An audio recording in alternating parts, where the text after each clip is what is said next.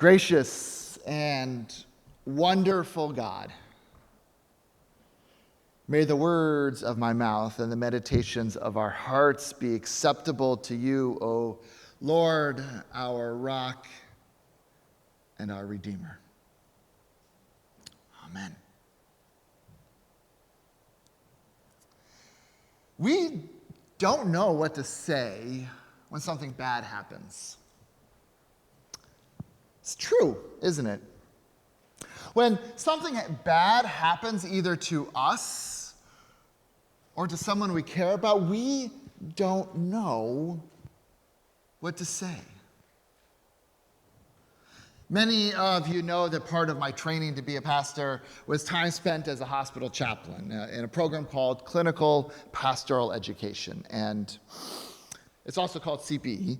And one of the things we did in CPE was we reflected with our peers on actual pastoral conversations and pastoral encounters we had with patients or their families. And we learned by reflecting on doing. It's a great way to learn. And early on in my first unit of CPE, so I was on call overnight at Hartford Hospital. It must have been probably the first couple of weeks of the program. Early on in the summer of 2006. And I was called down to the emergency department on the trauma pager. And it was a motorcycle crash. We got a lot of those kinds of calls that summer. But I remember this one for a couple of reasons. Number one, it was a motorcycle versus a bear, so that's pretty memorable. And the second reason is because I said something really stupid to the rider's wife.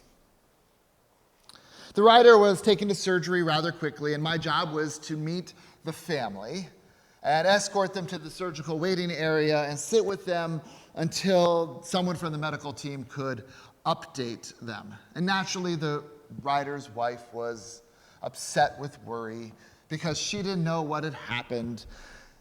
And all I was allowed to say was that he was involved in a crash and the doctors were with him. That was all I was allowed to say.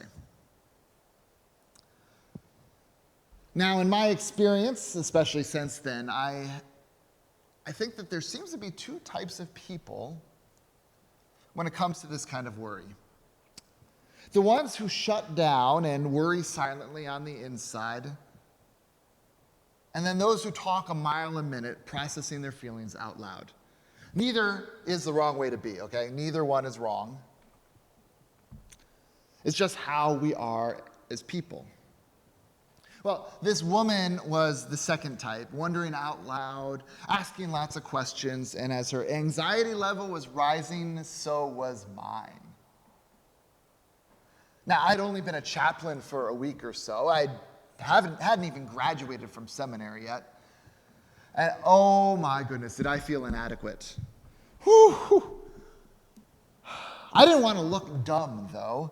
So when she started to direct her worry towards me with questions of faith and wondering why God let this happen, I answered, I don't know, but I'm sure God had a reason.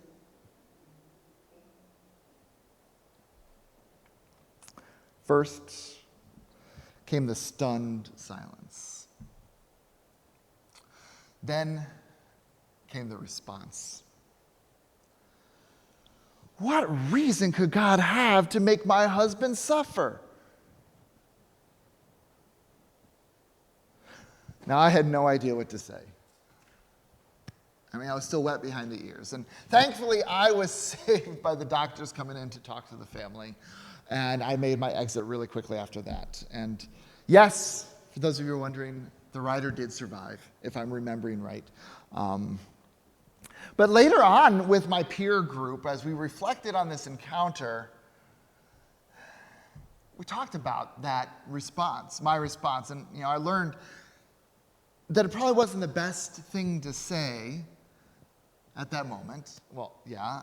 I didn't even believe it myself. It was just what I thought people said to offer comfort.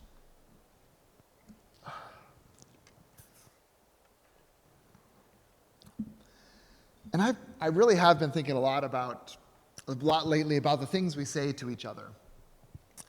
when they're going through a rough patch and the things people say to us. And I guess it's because there have been a lot of rough patches lately, between passing the horrible milestone of 1 million people dead from COVID in the United States alone, to the slew of mass shootings in the last month, plus the stuff people have been going on in our community. And I've heard a lot of bad theology from folks trying to make sense of all of these tragedies. What is up with all these unhelpful statements? Things like, God must have needed another angel. Or, don't be sad, they're in a better place. Or, God helps those who help themselves. Why do we say these things? I really think it's because we just don't know what to say. We don't know what to say. And so we default to platitudes, saying something that sounds all nice and spiritual, but when we unpack these sayings, we realize that they're neither nice nor spiritual.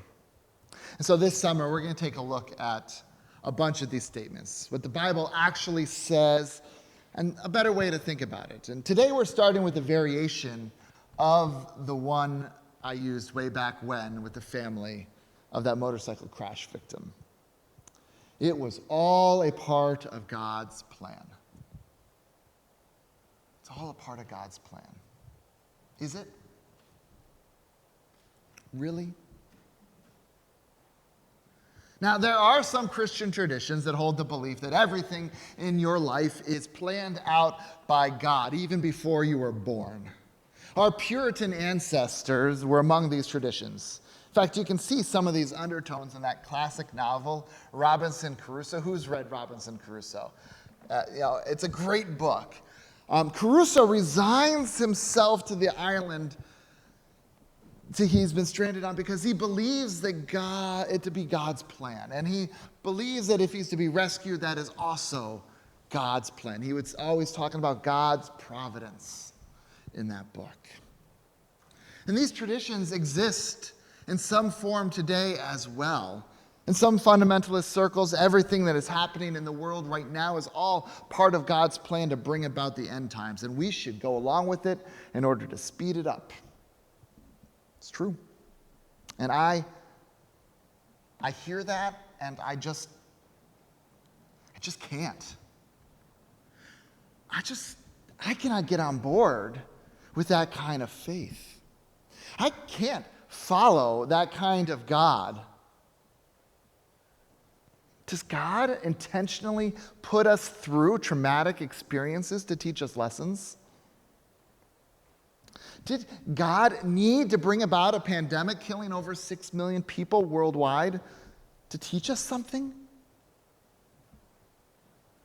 Does God need to have so much war and violence to be satisfied?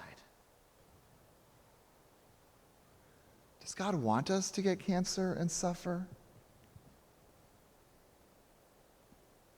Does God put us through hell in order to get us into heaven? Does God need suffering to be happy? I just cannot believe any of these things are true or even biblical. But Pastor Jeff, the Bible says a lot of things. It says a lot. I mean, so many people think that the Bible is this perfect book, breathed out by God, and there's no errors, no contradictions in it. And this view of the Bible is not really how it is. In reality, the Bible is a collection of writings from faithful people wanting to tell the story of their faith, wanting to make sense of the world through the lens of their faith. And since it was written over time, there are contradictions in it. The Bible contradicts itself as people wrestled with their faith. It's not a bad thing. But Pastor Jeff, what about Job? The whole story of Job, that was all God's plan. Oh, I love the book of Job. I really do. I do love that book. I mean, it is a great example of the author wrestling with the big questions of faith about the problem of evil. Why is there evil? Why is there suffering? It is a great, great story. It's also a fable. And that's the story the book of Job begins with, the contest between God and the accuser. It's a legendary story. And it's found in other ancient Middle Eastern cultures, dating as far back as 3,000 years before Job was written. And so the author of Job uses that to frame their argument and their wrestling with the faith. And it's a beautiful, beautiful story, a fable of these people wrestling with their faith. And it helps us wrestle with ours. We have been wrestling with questions of our faith forever. And why? Why is that? It's because we're trying to make meaning out of our lives. Isn't that what we want to do? We want to know that everything, that it matters, that what we do matters, that our life matters. We're trying to make meaning out of the seemingly random tragedies and unwarranted suffering we endure in our lifetimes. And based on my experiences of God and my reading of Scripture, my study, and my walking with you through the really hard times in your lives, I do not believe that God plans it. God does not orchestrate our lives. God is not a puppet master. So, if God doesn't plan your life, is God involved in it? Oh, absolutely. Absolutely. You see, God doesn't cause the struggle. God walks with you in the struggle. God doesn't cause the struggle. God walks with you in the struggle. The disciples were wrestling with this kind of question, this cause and effect question, in our reading from John's Gospel this morning. As they were walking down the street, they came upon a man who had been blind since birth. Now, the disciples are taking this man's blindness for granted. They didn't even see the person behind the blindness. To them, the cause of his blindness was the only thing of interest. They didn't see the man. They saw his blindness. In the disciples' eyes, the only thing that matters is the diagnosis in his eyes. So they ask, Rabbi, who sinned? This man or his parents, causing his blindness? Now, this was a commonly held belief at that time in history that, any ailments like blindness, mental illness, or whatever, they were caused by God for punishment of sins. But here, Jesus refutes that belief. And I love how the message translates it. Jesus replies, you're asking the wrong question. You are looking for someone to blame. There's no cause and effect here. Look instead for what God can do. God didn't cause this man's blindness. It just happened. Jesus is telling the disciples that they are looking for God in the wrong places.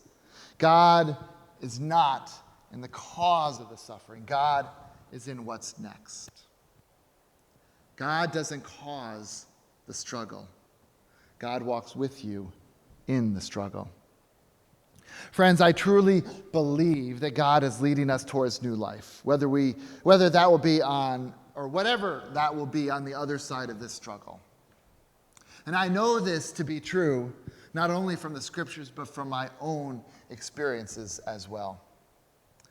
Psalm 23, beloved psalm, right? We love that. And it lays it right there out for us, right there in the fourth verse. Even though I walk through the darkest valley, or the shadow of death, as some translations put it, I fear no evil, because you are with me. Psalmist is talking to God. You are with me. And there have been times in my life when I have felt like everything was crashing in on me, and I would never make it to the other side. And I did. I felt the comfort of Psalm 23 that it speaks of, deep in my being as I grieved the death of my parents so young. I felt God holding me up because I sure couldn't hold myself up when my daughter was taken by helicopter to the NICU shortly after her birth. God didn't cause any of that, but God sure was with me when I went through it. Frederick Buechner has a quote that I love that really, really speaks to this topic. He said, "Resurrection means that the worst thing is never the last thing." God doesn't cause the struggle, but God walks with you in the struggle so that you can experience what Buechner's talking about. Resurrection means the worst thing is never the last thing. All right. So, Pastor Jeff, does God have a plan? I think so. I really do. UCC pastor and author Bruce Epperly writes, God does not determine everything, but presents a vision of beauty and the energy to achieve it for every moment of experience. So if we read the Gospels, we are presented with God's vision for the world, God's dream of the beloved community, the kingdom of God on earth as it is in heaven. And God shares this dream for the world with us and invites us in to be a part of it. God is calling us to be a part of this new thing God is trying to do. Now, we're not forced to participate. We're just encouraged and led and invited and called by God. And Jesus extends such an invitation in John chapter 9, saying, we need to be energetically at work for the one who sent me here. Energetically at work for the one who sent me here. Friends, God doesn't cause the struggle. God is walking with you in the struggle and is offering up an invitation to co-create a new world with God so that others don't have to suffer alone or even in the same way. God is inviting us to make real the promise of resurrection. That means that the worst thing is never the last thing. That's God's plan. Are you in?